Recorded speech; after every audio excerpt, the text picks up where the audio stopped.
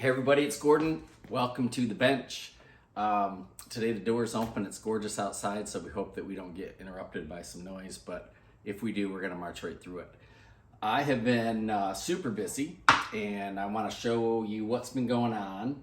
As you would expect, rosewood repairs, knobs and totes, and I'm gonna put a little clip up there right now just to show you a series of things that have been completed since we last talked and since you last saw a video from me.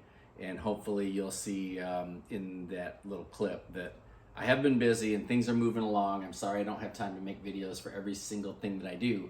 However, I do have currently a knob restoration going on, and this one was a disaster, and it's probably one of the worst conditions of knobs that I've done a restoration on. And why? It's because I'm being asked to, so we're gonna do it. But I'll show you a couple clips there too. You see those right now. And normally, it's a crapshoot on something like this. You might want to chuck it. You might want to make a new one or look for a replacement. But you never know what the origin is or what the reason is behind someone's request, so you go with it. And I'm going to put this one together. And what I would do, and what you see me do in this repair, is all rosewood. So I'm an advocate for restoring rosewood and putting patches and pieces and donor parts back in.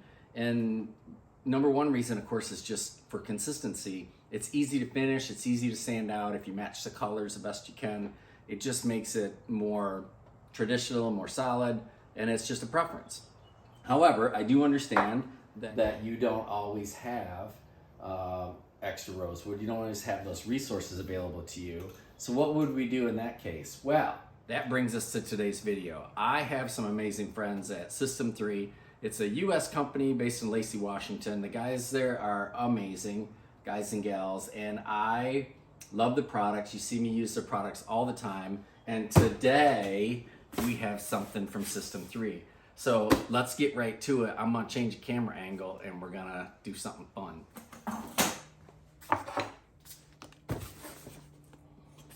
So as we jump into this, I'll talk a little bit about what's in the box. And as I said, you don't always have rosewood, and you might want to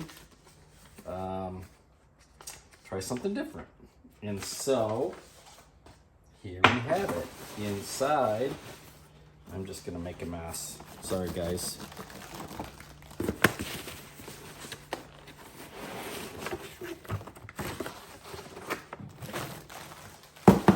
Boom. Quick Cure Wood Putty. Now, this is not just Quick Cure Wood Putty in the sense of mix it up and stuff it in my part. It's color coded. In other words, there's a choice of the different colors available. I'll try my best not to destroy the package. And I chose mahogany. And why did I do mahogany? Is because I felt like it was going to be light enough that we could work with rosewood. And I did talk to them about tinting, and this product can be tinted, so we can add color to it. And I can always go darker. It's hard to go lighter, of course. So let's take a look at what we have. This is a two-part, as all epoxies are. And there's a resin and a hardener, and you mix it together, and it looks like somebody packed it in there with their fingers. So there's a sign of a handmade product right there. Look at that.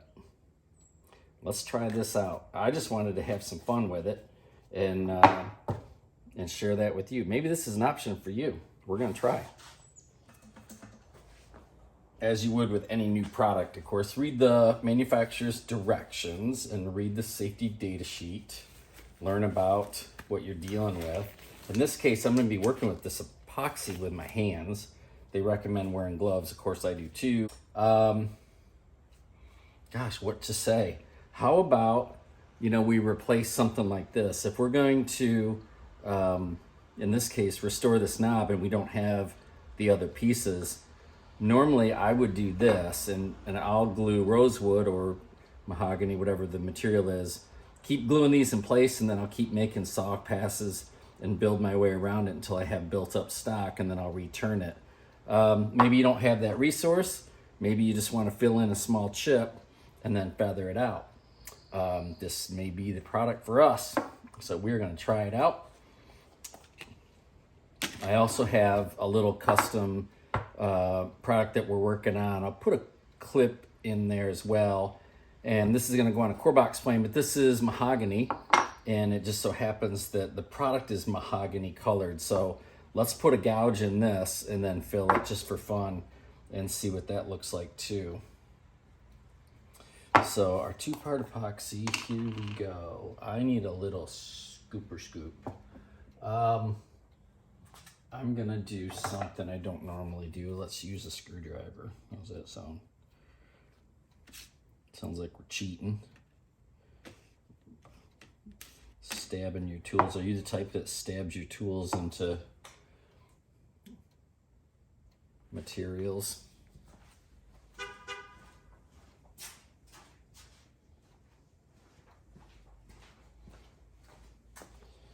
Okay.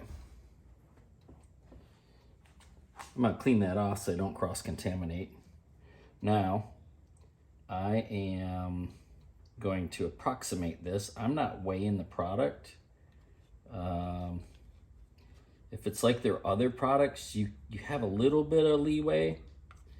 And I use their G2 epoxy and their T88 epoxy, and I know that you can be a little bit lean on your hardener and still get amazing results. And as you see in these little cups, I always keep my mix so that I know after the fact if this were sticky or it didn't completely cure, then I would know I screwed that up and I would expect my product to have some issues. So we'll keep it.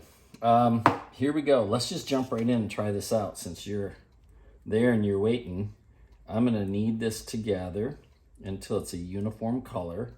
It sets in 3 minutes and it's sandable in 60.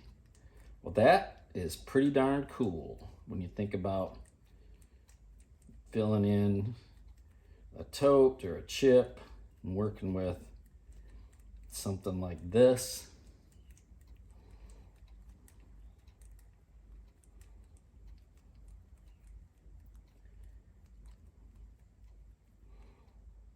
Look at that color match. That is awesome. You know what? We need to put a defect in our part. So why don't we just leave that mixed up for a second. I'm gonna take my glove off. And we're gonna put some marks in this. Let's see how we do.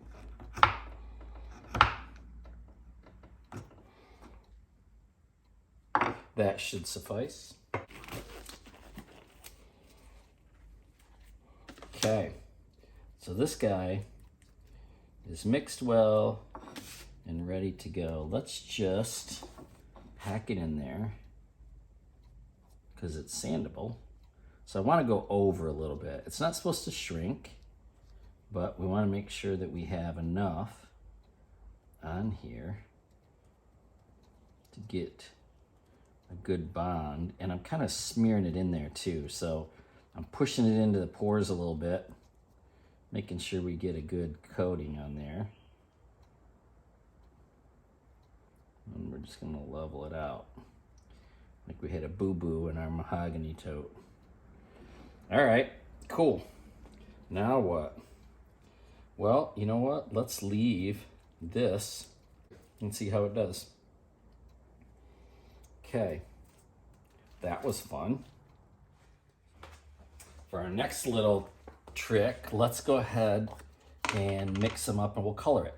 Now I'm just gonna go dark and I'm gonna use a scrap piece of Brazilian Rosewood. This would have been a tote, and we're missing a toe, of course, and we're missing a horn. So let's go ahead and sculpt a horn. I'm careful not to cross-contaminate because I would start setting up my product right in its jar. Don't want to do that. I'll tell you, it doesn't have a very strong odor, but of course you would want to be I'm not in a confined space either, so I'm working with my doors open today. I would be careful and just make sure you're well ventilated and you're following the rules again on what the product manufacturer says. So what do we have here? This is the hardener. So let's go a little less on the hardener. Gonna go for that 1-to-1 ratio, but I want to not overdo it. That looks about right. Now, I do have a little jeweler scale. We could throw it in a cup and measure it, but this is kind of the fun about trying things like this. We'll see what we can work with in terms of what's acceptable in our tolerances here. So I'm gonna go ahead and knead it together. Now, I wouldn't color this first because then you can't tell if you're getting a good blend, right? We're trying to blend this together, and why would you pollute it with some foreign matter? Let's let the product do its thing first, and then we'll try and make it darker. I got a couple knobs here too that are chipped out that are not customer products in line, so we're gonna go ahead and slap some on there as well and see what we do. I'll go ahead and put together some in the mahogany standard color, and then we'll try and color it after, and then I will try and do this. Now, this is well mixed. It's sticky, as you can tell. Again, this is why you wouldn't want to perform this with your bare hands. I'm going to use my traditional methods, and I'm just going to put a drop of concentrated dye in there, kind of fold it up into the middle and see if we can make it go away. You know what would be cool with this is to leave it kind of swirly and see if we could really mimic the colorations of rosewood. We're gonna have to try that too. Okay, so for my fake horn that I'm putting on here, well, it's not fake, it's real, it's a horn, it's there. I am going to use a flex cut little scorp, and we're gonna go in and clean that surface just like I would with a regular epoxy. I think we're still light, so we're gonna add some more color to this. Let's really pour it on here. How's that? All right. Am I approaching my 3 minutes yet? Feels like I'm making cookies. Don't eat it, right? This isn't cookie dough.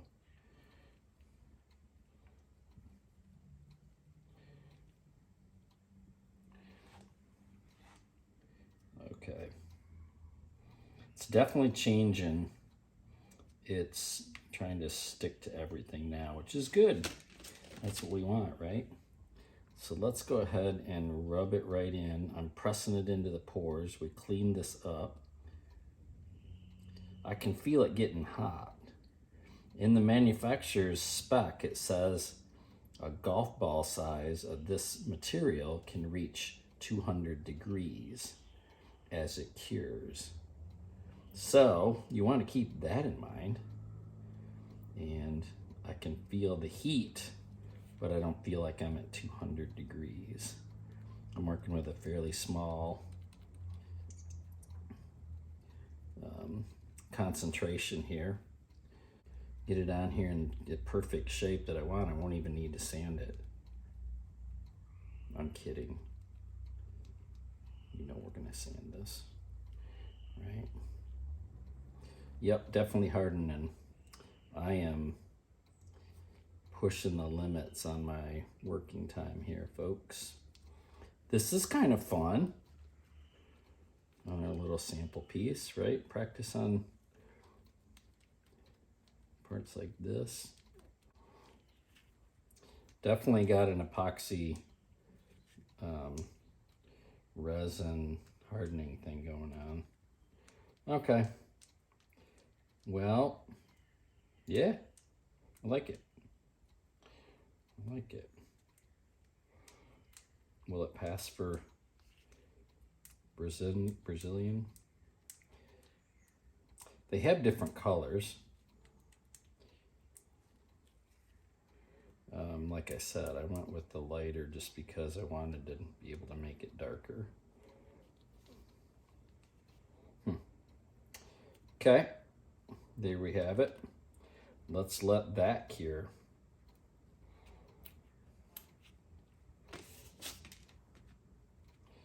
Now, just for fun, I know this isn't going to penetrate deeply, and this is still curing, but what if I did that? Let's just put a stripe in it. I'll probably end up sanding that right off, so you won't even be able to see it. Are we close? I think we're close. And I know that once this sets and it's cured fully, you can scuff it and reapply another coat or another layer. So it will bond, but there is a period of time in there. Once you get past this point, I wouldn't try and affix anything to it because it's got a little bit of heat going on, which is cool. And we want to put the right cap back on the right product. There's a little bit of white right there. So there it is. Okay, well, let's go ahead and play with this some more. I'm going to do a few more samples. You don't need to watch that, but so far so good. This is Quick Cure Wood Putty from System 3. It's a 2-part ultra-fast non-shrinking filler, and it's colored, and you can color it even beyond what you have in the package. So, and that stuff is already set. I love it.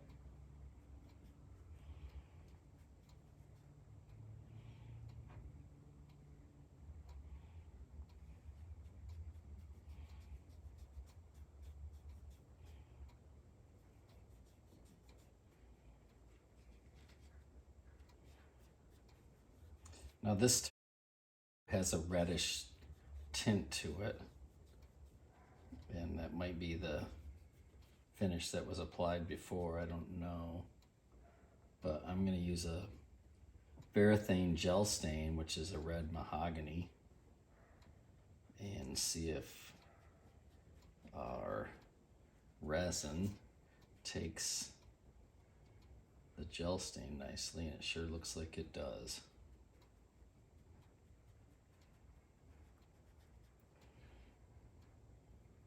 Now, one of the things your eyes, will focus on is the fact there's no grain.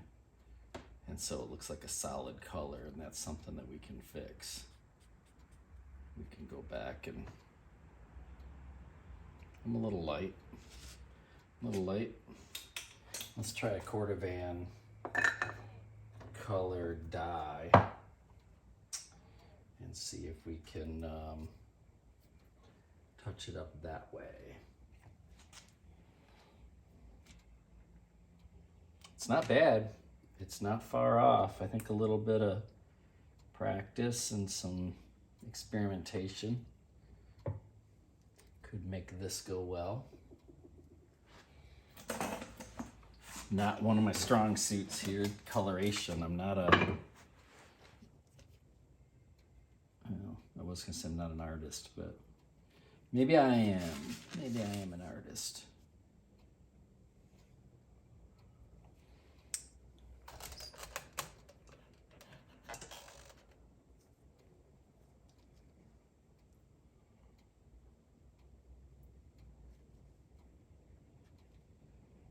And this dye is water soluble, so we could lighten it easy enough.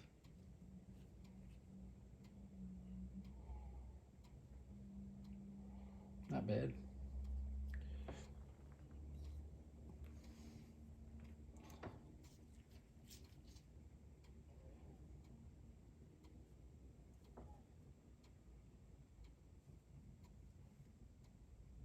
Let's just throw it on dark and see what happens.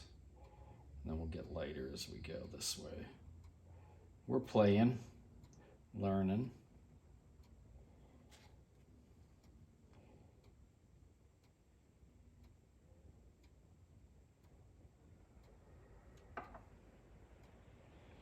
This is kind of an interesting knob. I don't know what all the reddish hue is about, but it's not rouge. It's not the natural color of the wood, I don't believe. So we're just gonna suffer through it. Not bad. Boy, talk about a solid repair that's convenient. I could blend a little better over here. And of course, there's the original finish. So here's where I've sanded. It's got the matte look. Here's our epoxy. And you can see where I went dark in the center. That might be what we want, is to just stay on the dark side.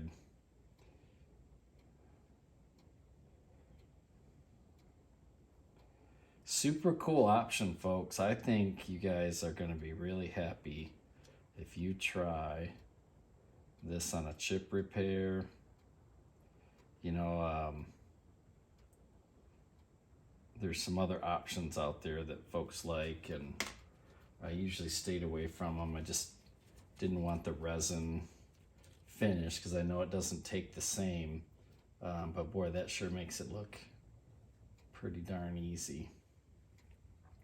We'll file that or sand my little blemish right there.